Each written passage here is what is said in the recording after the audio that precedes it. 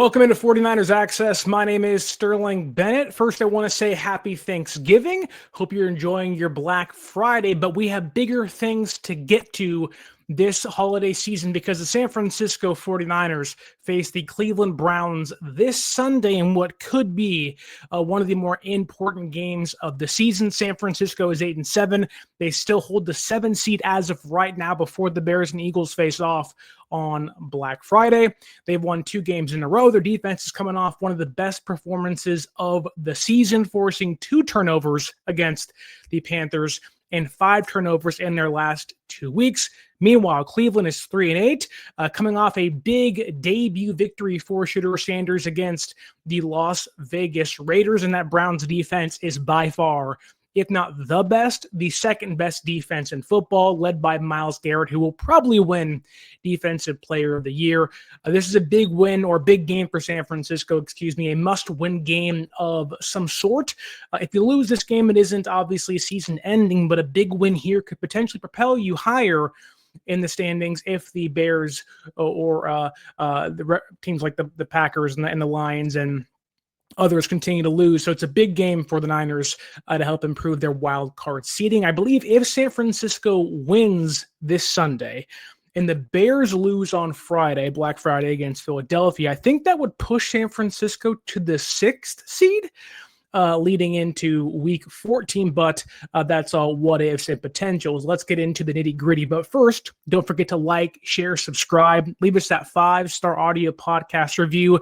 And as you're out there shopping for Christmas on Black Friday or just trying to find some last minute deals on the day, hope you're enjoying the show. We get into this Niners and Browns matchup because this one to me all comes down to the quarterback play between San Francisco and the Cleveland Browns. And I don't love always dipping my toe into quarterback controversy unless it is with the San Francisco 49ers, but the Cleveland Browns may have themselves one of the more polarizing quarterback controversies in football right now with Shedeur Sanders and Dillon Gabriel, and a lot of conspiracy theories out there as to what's happening with the Browns and their quarterbacks. But we know this: Shedeur Sanders is indeed starting on Sunday against the San Francisco 49ers. And to be quite frank, we really don't know what the Browns offense looks like with Shedeur Sanders playing, because it's been one game. They played the Raiders, and while the offense looked more explosive, a few explosive plays from Shedeur himself and a big screen pass touchdown to Dylan Sampson, Shedeur also barely completed 50% of his passes, 11 for 20 against a rather piss-poor Raiders defense. And there really was no true rhythm to his game. And again, it's hard to make sense of what this Browns offense could look like going forward. Now, obviously, Browns fans have high hopes. The Shedeur fan base certainly believes he can become one of the better quarterbacks in the NFL given time.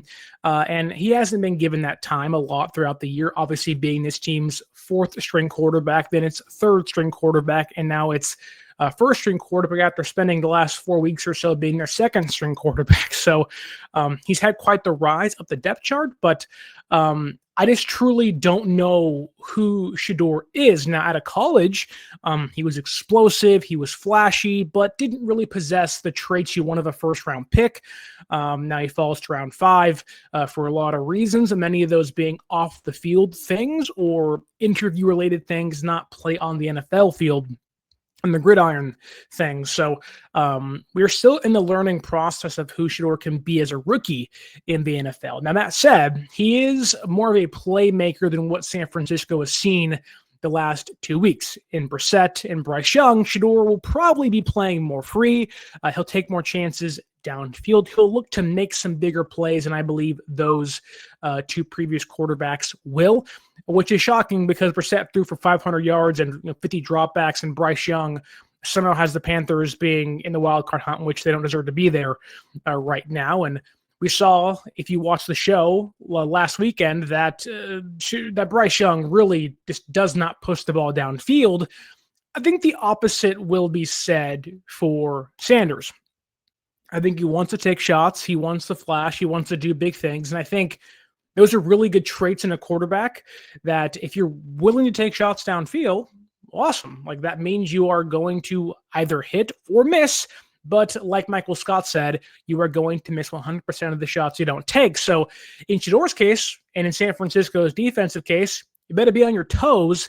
And it's a good thing for the Browns, who their backup quarterback, will hopefully, potentially, be able to make their offense more explosive. Now, I know as of recent, it hasn't been a problem for San Francisco's defense, the broken play, the mental lapses, but we have seen at times this season, mainly against, some of the best quarterbacks in football, Stafford, Baker Mayfield, even times against the Houston Texans, who I know aren't great, but are playing better football as of recent, with Stroud off the field. It just, you don't know which Niners defense will come to play. And that, to me, is one of the bigger factors where you have a quarterback that has nothing to lose. Like either you love him or you hate him. If you love him, you're always going to love him. And if you hate him, he doesn't care you hate him.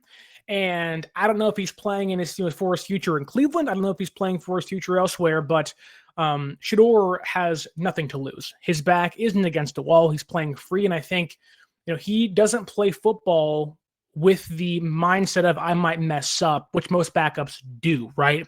They run the offense and that's it. Shedeur doesn't do that. Shedeur doesn't run the Stefanski offense and, stays within the rhythm of things. He wants to make his own bread and butter, which, that does make him, despite some faults in that mindset, it does make him a more dangerous backup quarterback to play against a Browns team that has one of the best defenses in football and can hopefully hold San Francisco to under 20 points. If they can do that and the Niners defense doesn't come to play and they miss tackles and they get beat over the top, we could be in for a trap game, which I don't think classifying a Jim Schwartz, Kyle Shanahan bout really is a trap game, because Schwartz has the upper hand at 9-1 over Kyle Shanahan in their defensive coordinator, offensive coordinator, head coach matchups so far. So a lot rides on San Francisco secondary, who looked phenomenal against the Panthers, minus one play. Like, they looked really good. The communication was on point. They were staying in their zones. They were passing off, players in their routes. They were limiting big plays. And I think the big question is, who comes to play, really? Can San Francisco's defense continue to do that? Continue to, be communicative and have their young defense make tackles in the flat and, play disciplined and whatnot? Or will Shedeur break out in his second career game? I think those two things are both on the table. I think, two of those things are the biggest keys in this one for the 49ers. And I think, they are kind of in two boats here, where one, you could be thankful you're playing a backup quarterback, in week 13 on the road in Cleveland, which may be a snow game for all we know. Or you could be in a boat where your defense comes out flat. They've won a couple of games in a row. They're feeling themselves and they come out too cocky, too arrogant. They're over pursuing on plays, and Shedeur makes them pay early. And if it's a snow game and you have Brock Purdy in the snow and the rain, scoring 13 points may be hard for any team. And you're playing, again, one of the best defenses in football. It could be night and night. Now, I don't think that'll happen, but that's a possibility this Sunday against Cleveland, 10 a.m. On the West Coast, 1 p.m. in Cleveland. But thankfully, the Niners, if this game does turn into a snow game where the first team to 16-20 wins, I don't really trust the Cleveland Browns rushing offense. So far this year, they rank 28th in yards per game. Now you can sum that up to maybe being behind a lot, having to play catch up, but that really hasn't been the case in a lot of their games. They've lost some games pretty big, but Cleveland has more so than not been in some one-score, two-score games throughout the whole of the four quarters, and they've had the ability to at least attempt to run, yet it's not been successful. A big reason for that is because their offensive line has taken a massive step back this season. So I know San Francisco's defensive line doesn't have the dogs it used to have. No Bosa, no Gross-Matos, no Michael, and now no Samuel Kawano this Sunday, which is a big loss in my opinion. But you have Bryce Huff still. You have young interior defensive tackles playing really well in Alfred Collins and West, and you've got a really good play from Jordan Elliott and some nicer play as of recent from Kalia Davis. I like San Francisco's matchup against the Browns' offensive line, especially against the run, where last Monday, against the Panthers, Like, this is a game where I do think you miss Bethune a little bit, having that bigger body guy that can get in there and make some nice tackles. Whereas Robinson, you saw San Francisco bring in Eric Kendricks. Is Robinson built to be a starter? He wasn't great against the Panthers. He wasn't terrible, but you give some guys some leeway in their first start of the season. I think first ever start actually in the NFL. So you'll give some guys some leeway, but they'll need a better performance from their linebackers. Winters is playing good football, though, and I think I would give the edge to San Francisco's defensive line. Shockingly, that has not been the case in many of the games this season, especially after Bosa went down. But I just don't really buy Kevin Stefanski as a play caller. Like, he's not the reason they're winning games. He's not the reason he's won Coach of the Year twice. Just because you hire Jim Schwartz doesn't earn you a Coach of the Year job or award, and he's won it twice because of Jim Schwartz. So I think the Browns offense, quite frankly, stinks. Now, again, Shedeur can change that, but I just don't buy the running game. I don't buy their offensive line. I think San Francisco's defense should have a good chance, if this game turns into a snow bowl, ice bowl sort of thing, to stop and stymie the Browns' offensive firepower. That said, I don't trust any of the Browns' wide receivers. Jerry Jeudy has struggled a lot this year with drops. Cedric Tillman was hurt most of the year. We'll see how he looks as he kind of gets back into the fold, I think, in his third week back from injury. But it's not been great. The only true kind of heavy hitter, and I think if this game turns into kind of a poor weather fest, you're going to see two tight end sets, David Njoku and Harold Fannin, where I think you're going to see screen games. And I think if quarterbacks are unable to throw the football 10 yards downfield, the Browns do have not an X factor, but maybe a player to watch out for, that being the rookie tight end Harold Fannin Jr., who I loved at a Bowling Green during the draft. He, I think, can get a heavy target total in this game if it turns into a snow game. And even if it doesn't really, like, he's been their tight end number one this year. He's kind of surpassed Njoku on the depth chart. I think he's kind of made Njoku somewhat available via the trade, and I think you could see something change in the offseason for Cleveland. But watch out for Fannin. We already talked about the lack of tackling of San Francisco's defense at times this year, playing better, but if they fail to continue that success, Fannin Jr. may be in for a big game. He's a smaller dude, but he's stout, he's strong, he has speed. And if you let that guy get the ball in his hands and you're going to be rolling around in the slippery, wet weather out there in Cleveland with no traction, he could be off to the races. So that's a pretty big key for the Browns offense, where, let's say Shedeur can't be trusted. A couple screen passes, get him hot, get him, kind of rolling. That could be a big difference maker in this game for the Browns offense, but also for San Francisco's defense. That secondary really has to come to play. And especially if the game is rainy and it is snowy and the football cannot be pushed downfield, they really got to play disciplined football. They really got to play in their zones and pass things off. And, it'll be interesting to see what path San Francisco's defense takes, or what is the reality we're facing here as Niner fans. Are you seeing a secondary starting to hit their stride late in the year with Saleh back in the fray? And you're seeing Jair Brown coming off his best game as probably a Niner against Carolina. You're seeing Mustafa, who was just tackling in the flat like crazy, making some big plays, and you see a defense getting turnovers and takeaways the last 2 weeks. Is that the unit we see going forward, or is that a 2-game glimpse of what could be, but this isn't truly the case yet for this defense? So I don't really know what to pinpoint.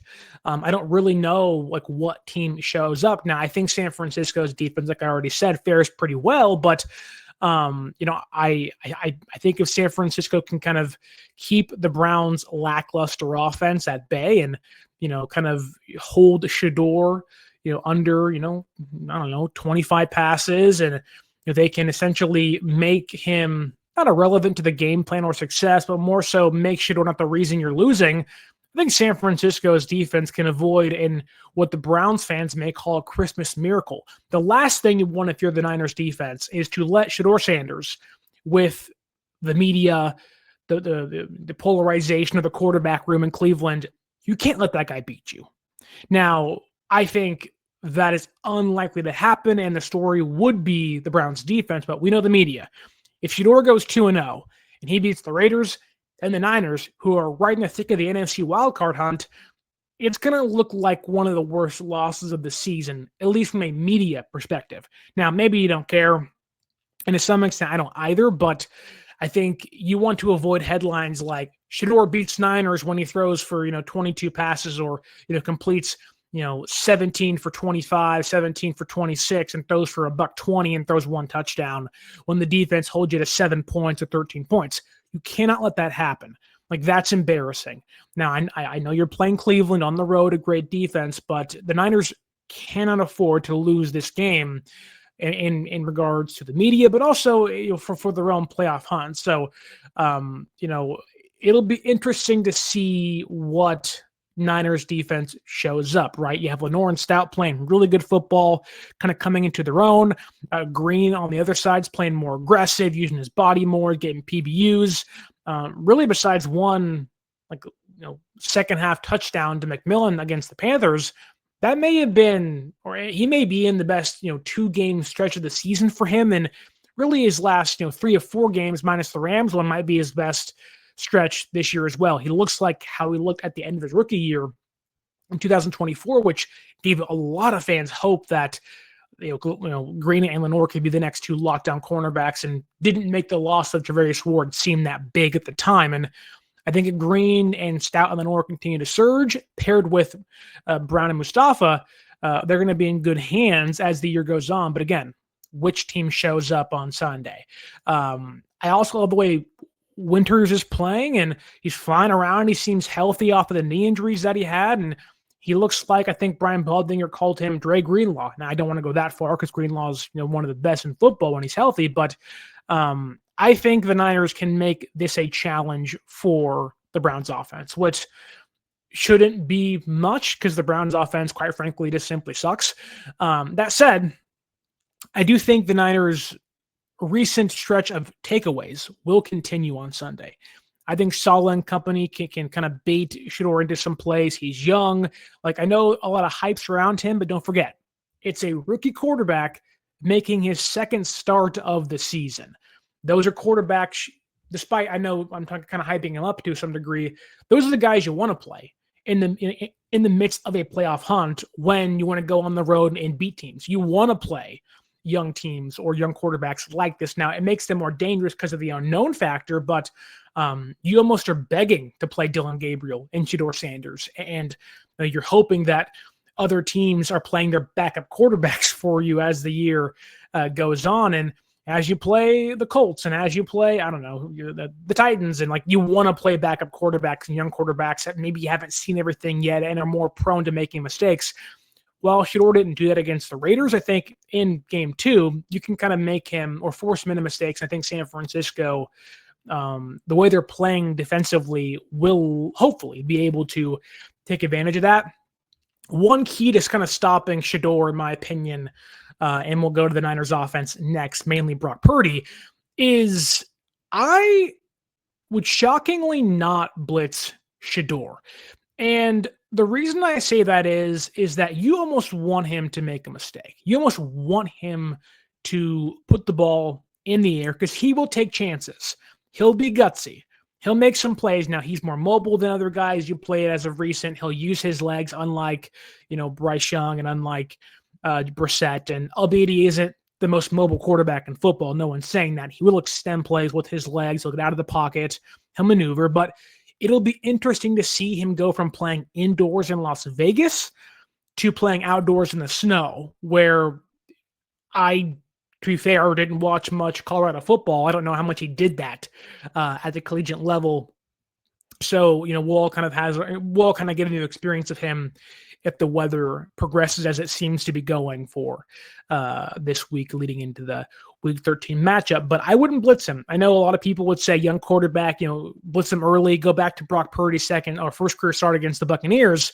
They blitzed him the very first play. They hit him early and they thought they can rattle him, and it didn't work. Now, I'm not saying that Shedeur is Brock Purdy by any means. What I'm saying is more so of you can blitz him early, but I don't think you should blitz Shedeur often.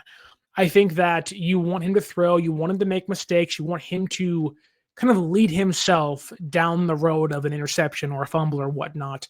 I think, maybe early in the game, you send him a nickel blitz, you bring a safety blitz, and you almost kind of want him to take a shot, to force a tight window throw, to take a chance downfield. Obviously, weather may permit this or kind of make this impossible, but I would bring Stout the very first play.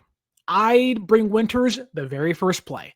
So what if he throws a 5-yard completion on first down underneath in the snow? Who cares, right? I'd rather rattle him early, kind of get his head, a little jostled, and just kind of say, look, like, we're here, make your presence known. I think for young quarterbacks, it always isn't about getting sacks or taking them down, but it's if you can get your hands on them, you better get your hands on them. You want to make them feel your presence. And I think Saleh knows that. Obviously, you want to play clean football. No one gets hurt, hopefully. But you want to make young quarterbacks feel you every single play, because the more they feel you, the more hesitant they'll be, the more they will not want to push the ball downfield, or at least in Shedeur's case, maybe he'll feel the pressure to make a big play if things aren't going right for him throughout the first couple quarters or so. So let's say like the perfect kind of game plan would be if your offense is having a hard time scoring because the weather or whatnot, or just playing a great Browns defense, excuse me. I think that if you can almost hold Shedeur to like 5 for 13, 5 for 12, and while maybe you're not getting constant pressure, he's feeling the pocket move. He's kind of making some kind of lame duck throws. I think that's what you want, because I don't know if he's a quarterback, and maybe I'm wrong here. We'll see on Sunday. It feels like it's only like he does have a little bit of Brock Purdy to him, in the fact where like Brock feels the need to take a big chance, and sometimes it works, sometimes it doesn't. We've seen it 3 games this year. It hasn't worked out very much for him. With 3 games of multiple takeaways. And if you're San Francisco's defense, you almost want Shedeur to take a chance and feel like, okay, pressure's mounting, team needs a big play. I'm going to throw it 35 yards, 40 yards downfield. And, hopefully if you're Niners, one of your guys comes down with it or breaks it up and get you out the field on 3rd down. I think that's kind of where you want to be now. Again, we'll see. Dogs have to come to play. No, not the dog pound out there in Cleveland. But this, to me, is a big game because there's so many unknown variables, a lot of them being on the Browns offense. And this is a big task for the Niners defense. I think Shedeur isn't a guy who, he's not Josh Allen. He's not Mahomes. He wants to target the middle of the field in a Stefanski offense, but I don't even know if Stefanski's offense is even really functional right now. And it's weird saying that, because with Joe Flacco a couple of years ago with Amari Cooper, it was, and they're kind of saving things, and they had Nick Chubb. Now they don't really have that. And if the Niners can get the Browns into 3rd and longs, which this Browns offense has not really shown the ability to get off the field or stay on the field on 3rd downs, especially with Shedeur, the Raiders could have won that game against Cleveland last weekend. He really could have. I know Shedeur won the game and it was record, all that stuff. Good for him. Happy for him too. But he didn't play great. The Browns didn't play great. The defense played great. It was a Myles Garrett show, and it has been the whole season. So that is where we kind of shift our focus to San Francisco's offense, playing against what seems like a guaranteed Defensive Player of the Year award-winning Myles Garrett. And I think, like the Browns, their offense, with Shedeur Sanders, a lot of the conversation is on Brock Purdy. Brock has been kind of an enigma this season, simply because it's the turf toe injury. He balls out against the Cardinals, but then, and in that, the offense seems like, oh my God, it's hitting its stride at the right time. The offensive line's playing better.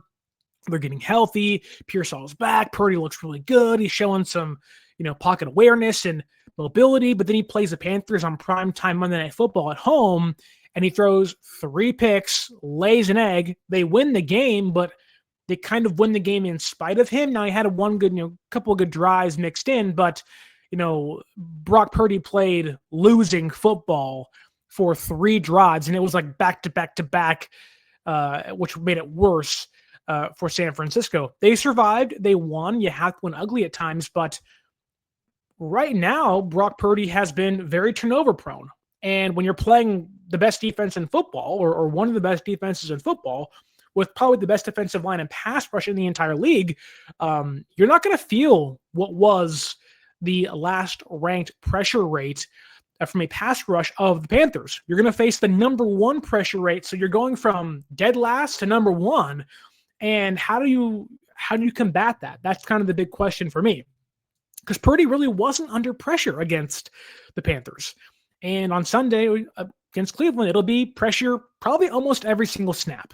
Now, I know, and I'm believing more in San Francisco's offensive line, but for the love of God, you got to chip and double Myles Garrett every single play, and you do that, somebody else have one-on-one, and God forbid Malik Collins is on Jake Brendel consistently, it'll be a freaking turnstile like it always is. So, there's a lot of things to not like in regards to this matchup for San Francisco's offense, and a lot of it is because of Brock Purdy, which you hate to say. If it rains, if it snows, like, what does Brock look like? There has been some problems where, against the Ravens, Sunday Night Football, Monday Night Football, on Christmas Day a couple years ago, then even against the Rams last season, albeit he wasn't terrible, he made a lot of mistakes and turned the ball over a handful of times. So, not all INTs are created equal, but he's been a rather turnover-prone quarterback this season. Three of his four starts, there's been multiple picks in those games. So, how does Brock go from battling again, one of the most mediocre, worst, defensive lines in football, getting to the quarterback, to playing the number one defensive line in football, getting to the quarterback? Quite frankly, it just can't happen the way Purdy has played. If Purdy continues his trend, this team is going nowhere. Now, they can win, some close games, and they have so far this year, and that's great. But if they want to go to the playoffs and they want to play teams like the Bears and go on the road and play the Packers, like, this team is going to have to go on the road unless the Rams and Seahawks collapse, and have to play teams like Philadelphia, teams like maybe the Rams, teams like Seattle, teams like I don't know, the Buccaneers. It's not as if you get a free ride being the 6 and 7 seed. And the way things are trending, you love what the Niners can offer on paper, but if Purdy keeps playing like this, you're not going to get far, if anywhere at all. So San Francisco, mainly Brock Purdy, really has to kind of tighten the screws on things.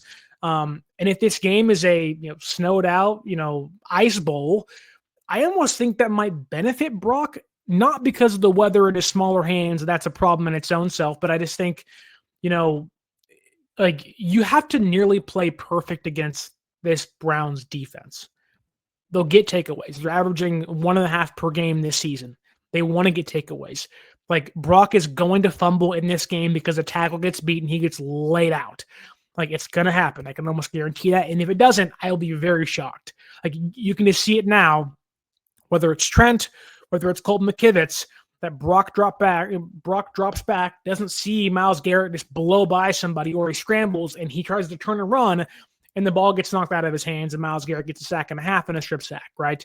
And you're just like, oh my God, how did it happen? And, God forbid that's in your own red zone, which Brock against the Panthers threw a pick in his own red zone. Again, you can't play that way. And I think that with it maybe being snowy or raining, whatever, God has in store for us this Sunday, or Mother Nature has coming for us on Sunday in Cleveland, I think maybe not being able to push the ball downfield may favor him now, and kind of limit the risks in his own mind of I won't take a shot because I can't take a shot right now. Now that's a mentality thing, and Brock will do his own thing, and that may not be the case, but it may benefit him, kind of calm him down. Maybe I'm wrong, and maybe I sound kind of ridiculous, but I think that might help.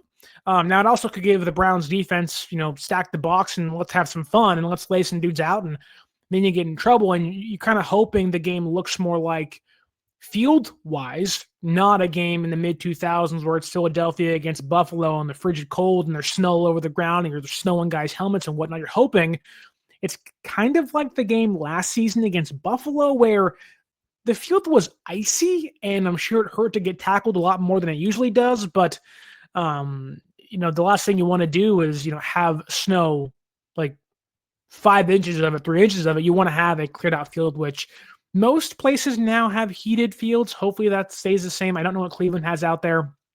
And hopefully they can have the field conditions not be a mess. But I mean, quite frankly, you hope it doesn't snow or rain at all, which there's been some mixed reporting on the weather.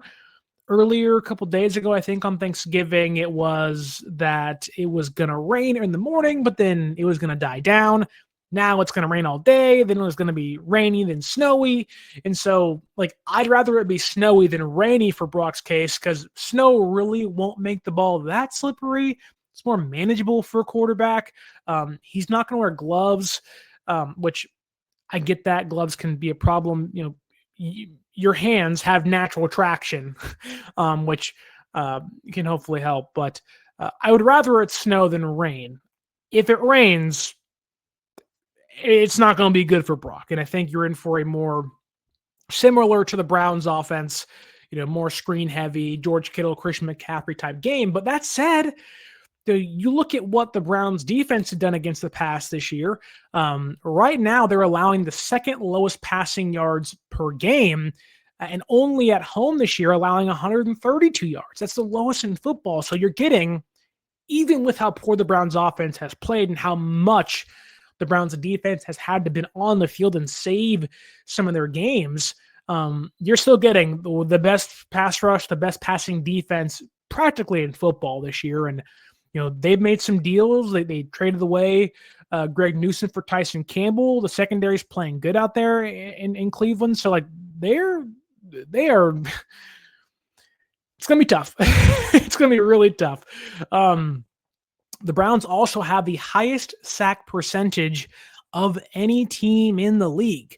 So for all you out there who aren't buying the surging Niners offensive line, this is a game for you.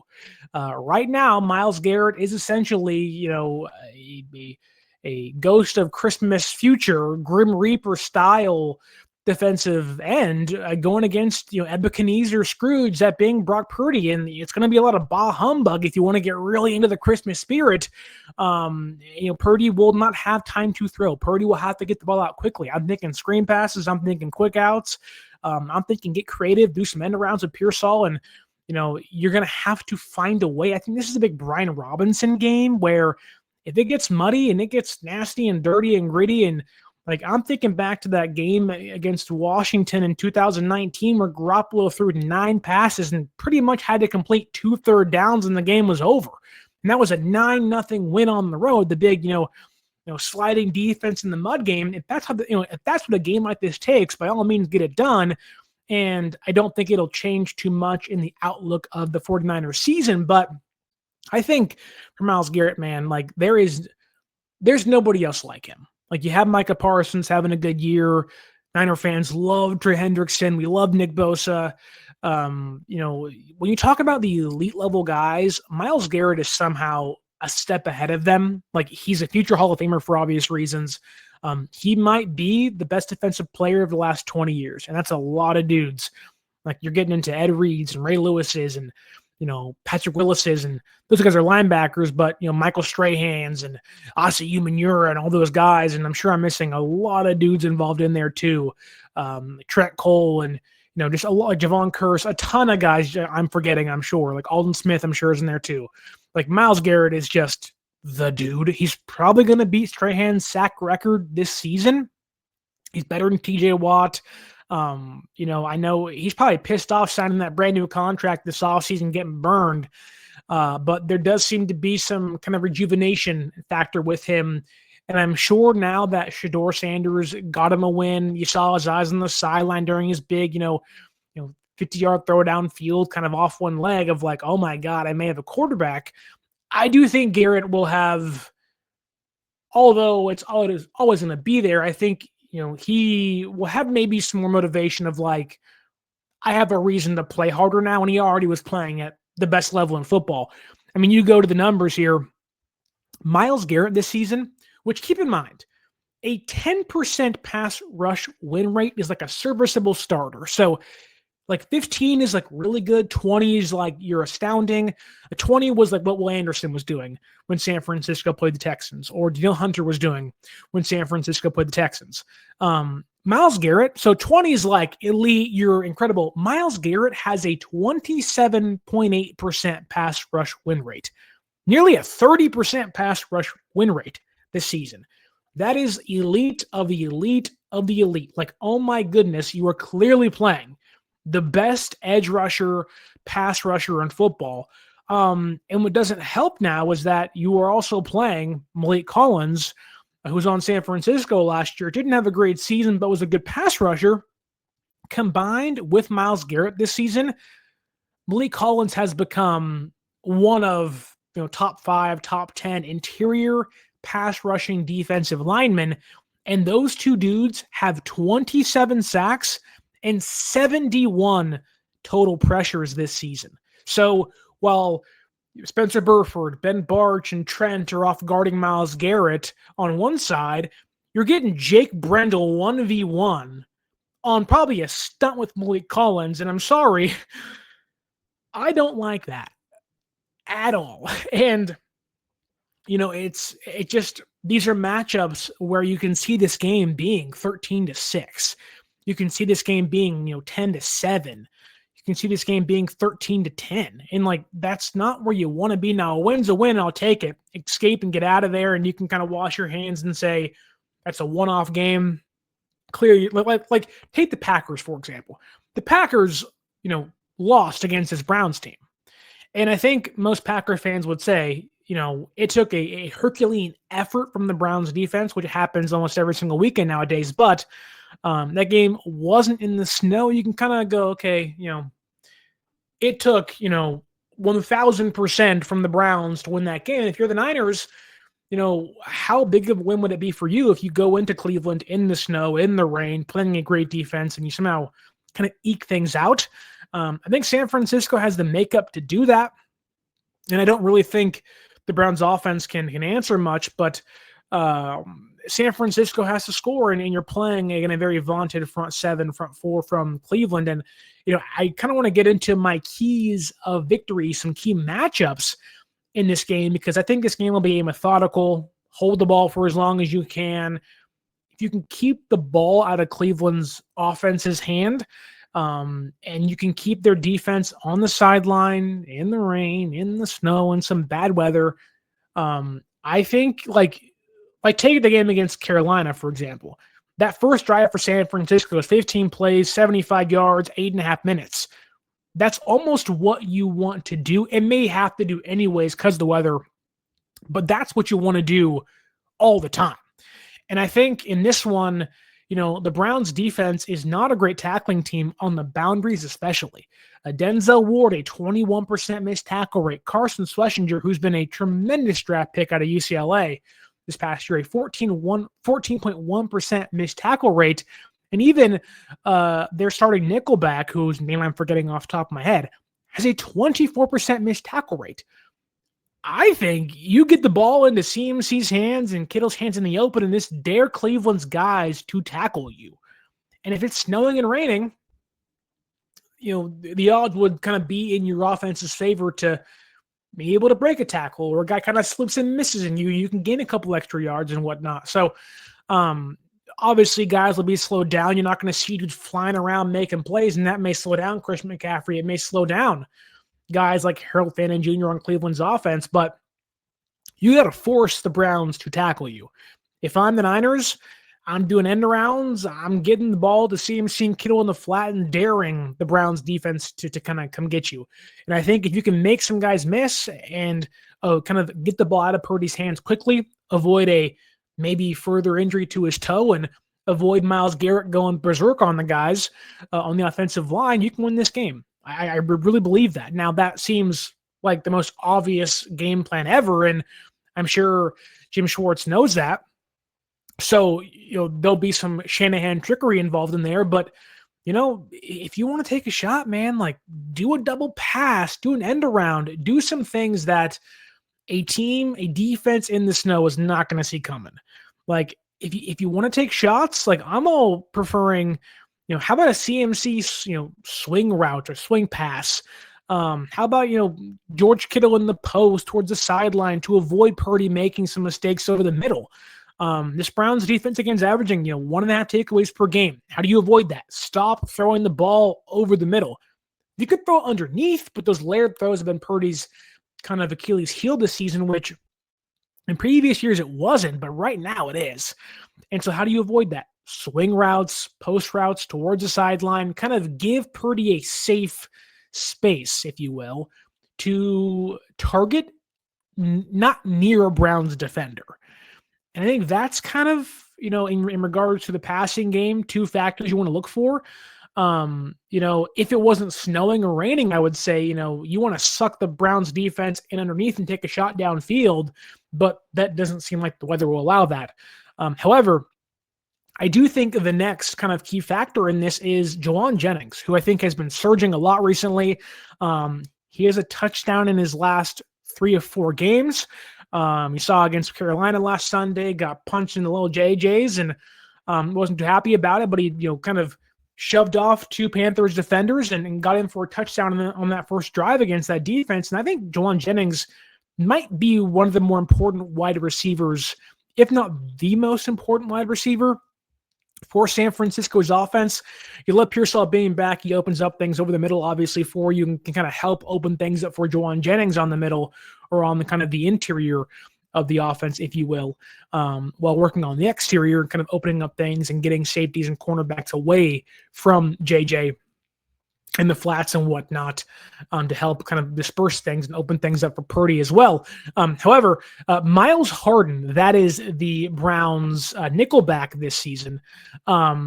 He's been terrible. Now, they'll run some 3 safety sets, but right now they run base defense the most. So you're not going to see Myles Harden a ton. Now, knowing San Francisco runs a lot of 3 wide receiver sets, you may see him more this Sunday. But right now, he has been god-awful. He has 5 penalties this season, sometimes in the snow. Cornerbacks panic, and maybe you have Jauan, who's a bigger guy. Maybe you can get him to hold and get PIs and kind of make dudes panic on JJ.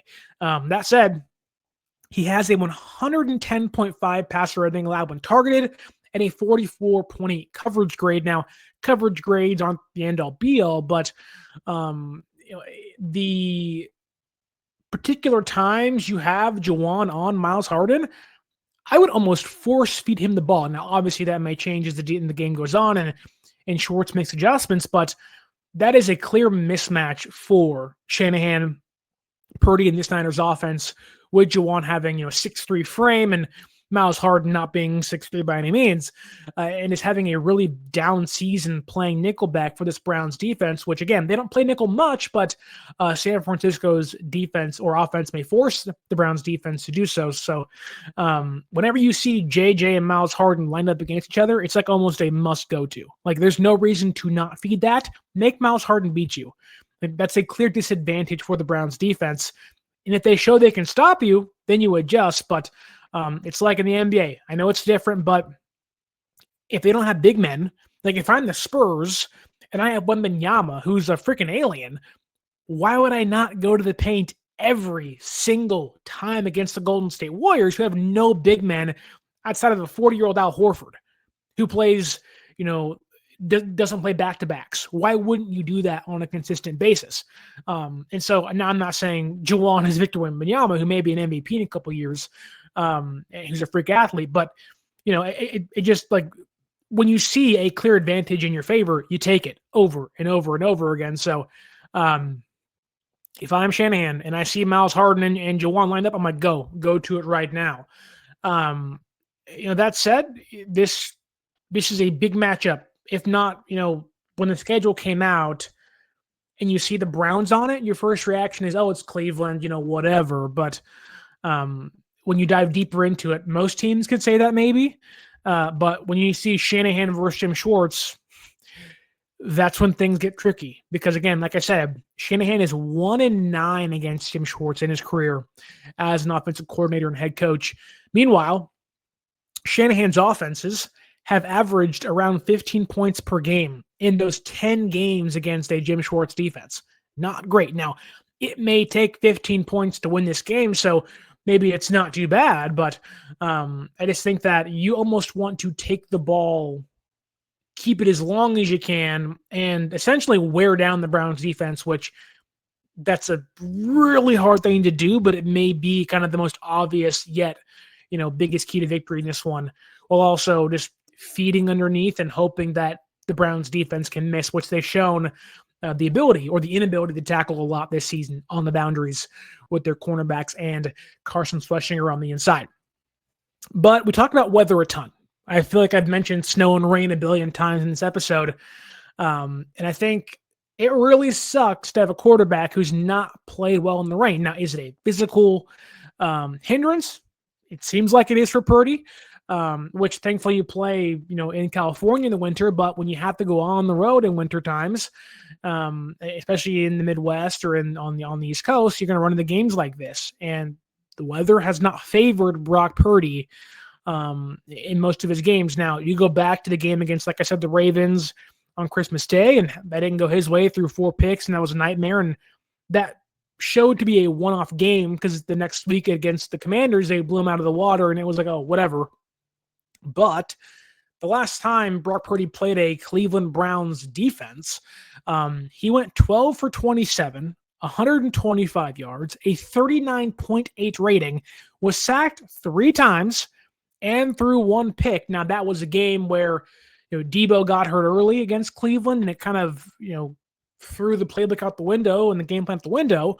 And I think Trent may have got hurt in that game. That was a game where there was a big scuffle. Now, the Niners should have won that game. Jake Moody missed a game-winning field goal, and there was a one big final good drive by Purdy at the end. But they lost that game to Philip Walker. The third was ugly on the road. It was just nasty. That said, Purdy didn't play good against a Browns defense at the time. Had a lot of similar pieces in place and probably wasn't playing this good at the time either.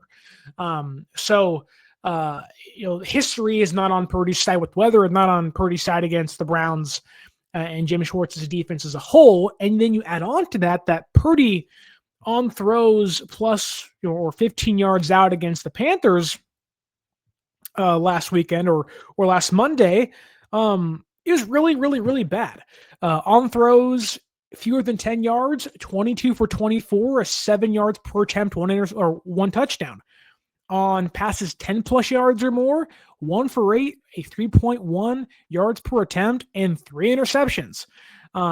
Against Cleveland, albeit this was, 2 years ago now, on passes beyond 10 yards, he was 2 for 10.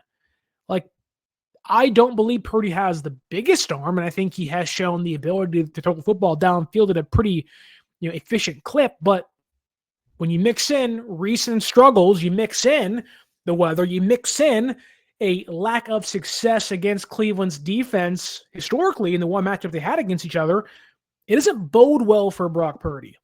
And then it's snowing and it's raining, all that stuff. I'm not expecting much from Brock on Sunday, which puts this game at a big risk. It certainly makes San Francisco more susceptible for a late season loss, which you really can't afford right now, knowing you're neck and neck with the Lions and the Seahawks and the Rams and the Packers and the Bears and the wild card hunting. You don't want to let or open doors for teams like the Panthers, who you beat but are still 6-6, or teams like the Vikings, who I know aren't playing good football by any means, but this is the NFL. Anything can happen as the year goes on. So, this is a big game, and I think for Brock, you have to have Brock play as clean as humanly possible.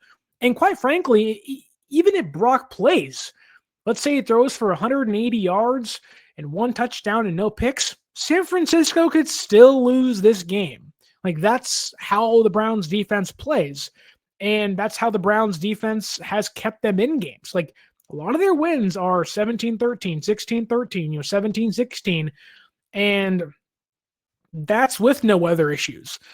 And so, Brock really has to play a clean game. Now, I don't think the Browns offense can answer, as I already kind of laid out for you earlier, but still, this is a clinch your butt cheeks kind of game if you're the Niners and if you're, Brock and the fans.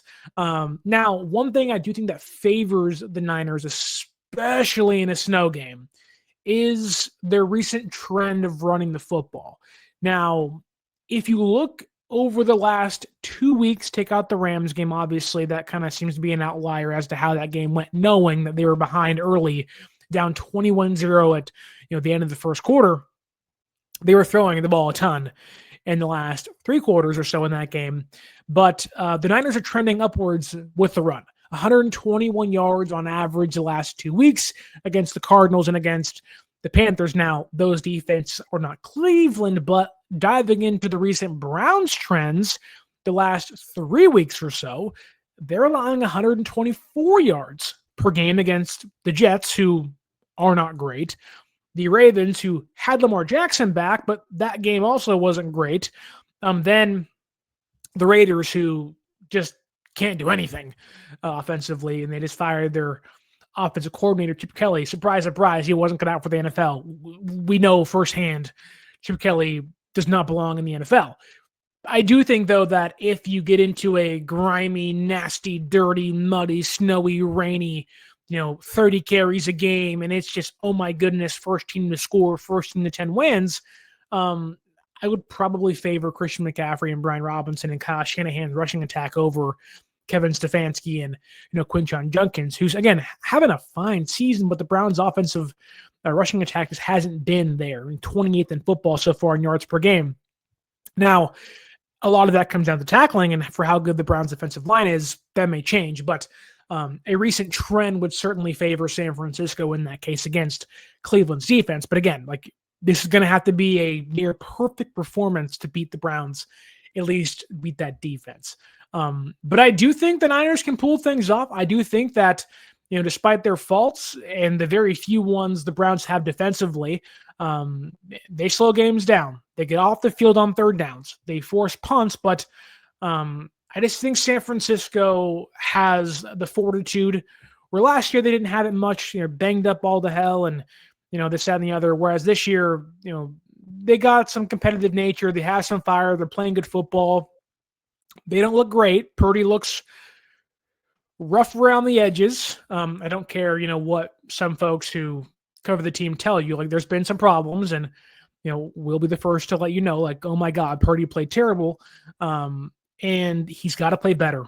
You cannot throw 3 picks and expect to win games. I mean, in this game, you throw 1 pick, it might be the end-all be-all to it, and we're sitting here oh my God.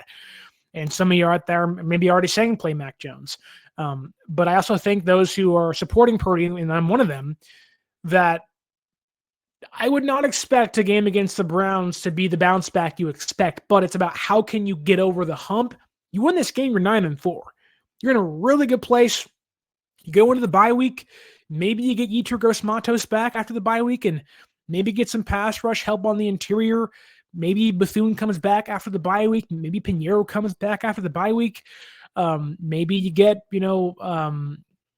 Bethune back and Samuel Kawanu comes back, and maybe you get some depth reinforcements to help you against Tennessee and kind of that late push against the Colts and against the Bears and the Seahawks and whatever. But this is a big game. This is kind of like the gateway game, if you will, for the 49ers. You win this game, get a week off, then you get kind of an easy re-entry against the Titans, and then you go on to kind of tune yourself back up to playoff level teams in week 16, 17, and 18. And the season's over at that point, and you're hopefully playing playoff football. But if you win this game, you are setting yourself up to being 10-4 after week 15 against Tennessee. And, you got to take care of business. And if you are 10-4 going into the final 3 games of the season, 11-6 probably gets you in, or 11-7, 11-6 gets you in, whatever it used to be. 11-6 gets you in. And I think, being 10-7 isn't bad. I think it's good enough to go to the playoffs, but for how bunched up things are with the Lions and the Packers and the Bears and the Vikings and the Panthers and the Buccaneers and the Seahawks, you don't want to put your fate in a different team's hand. And if you beat Tennessee, you can afford to lose against the Colts. Now you have to beat the Bears, but this game, this stretch, you didn't play great against the Panthers offensively, but you won. But you're doing what you got to do, right?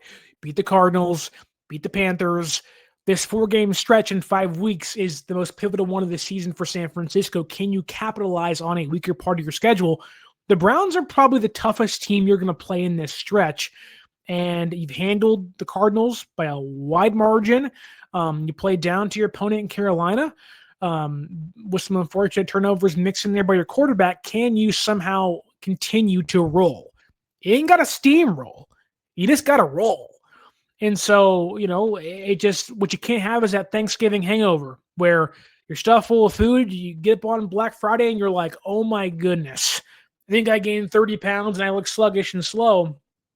You got to tune the band back up and, get to work on Friday and Saturday. And, as you gear up for Sunday, it's a big game for the 49ers. And this game means a lot for Cleveland too. Like, the last thing you want is, again, to have Shedeur beat you in some capacity, and that's the headline on Monday coming in, and you're like, oh my God, like, yikes. A lot of eyes are going to be on this game.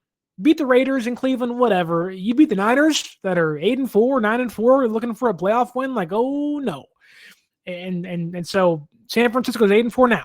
You win on Sunday against Cleveland, you're 9-4, and you are setting yourself up to pretty much just need 2 more wins in the last 5 weeks of the season.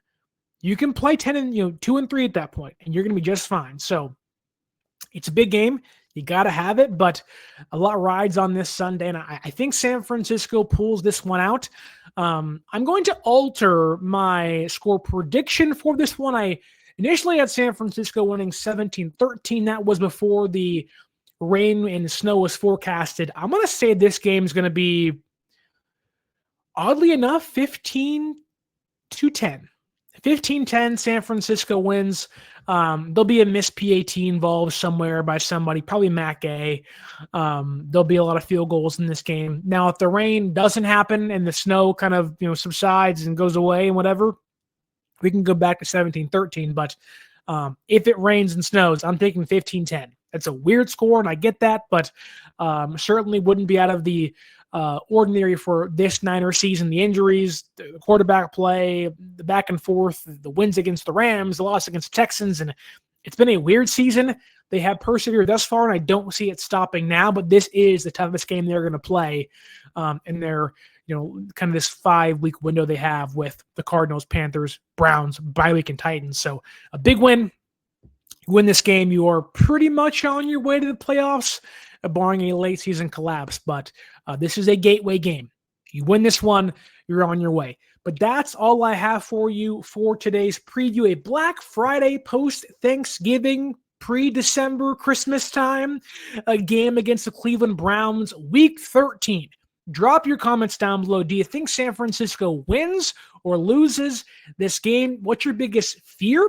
And what are you most positive about going into Sunday against the Browns? Hope you're enjoying your Black Friday. Hope you're enjoying or enjoyed your Thanksgiving. I know I did. I'm stuffed. I gained about 95 pounds, but 'tis the season, as they say. But enjoy the rest of your weekend. Enjoy Week 13. Come right back here after the game on Sunday as we react to the hopeful win for the San Francisco 49ers. But don't forget to like, share, subscribe, leave us that 5-star audio podcast review. Follow us on social media at 49ers_access is the X, or Twitter, 49ers.access is the Instagram, and use our promo code 49ersaccess, 49 ERS ACCESS at SeatGeek.com to save yourself $20 off your first purchase. The holidays are here. Christmas is right around the corner. If you want to get your loved one a discounted tickets to see the Niners, the Warriors, whatever team you root for, concerts, I don't know what you want to do, but if you want to do something out in public and you want to buy tickets, use that promo code 49ersaccess and save yourself $20 off your first purchase. Okay, folks, enjoy the rest of your weekend. Enjoy your Black Friday. And as always, my name is Sterling Bennett. And until next time, stay faithful.